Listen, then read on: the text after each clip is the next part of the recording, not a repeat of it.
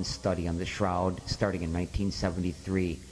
I can affirm, without fear of being proven wrong, this cloth dates back to Palestine 2,000 years ago.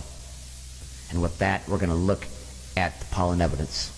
This is the history of the shroud according to the forensic evidence, the pollen evidence, and it matches the historical record. It begins at the Dead Sea, and then the pollen trail goes to Jerusalem, and then it goes north. Pollen trail goes north through Syria and Lebanon into Edessa, Turkey.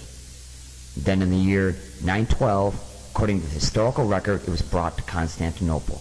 Okay, the pollen evidence goes all the way, 9 different plants in Turkey, from one side of Turkey to the other.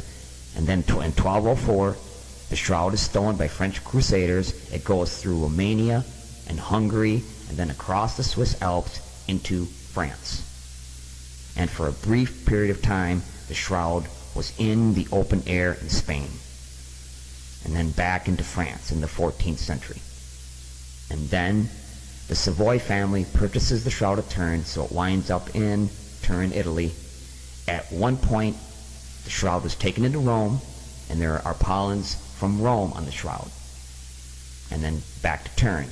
But the historical record and the forensic evidence are in agreement.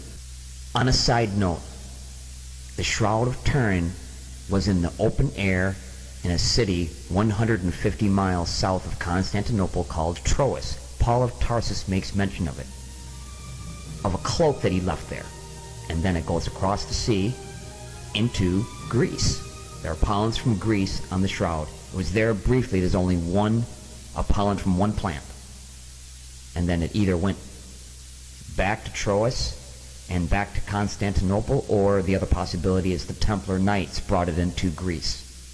So either Paul of Tarsus had it there, or the Templar Knights. Take your pick. On a closing note on the pollen evidence, some of it was too old and degraded to be identifiable. But of course, if these were medieval pollens from 500 years ago, they would easily be identifiable.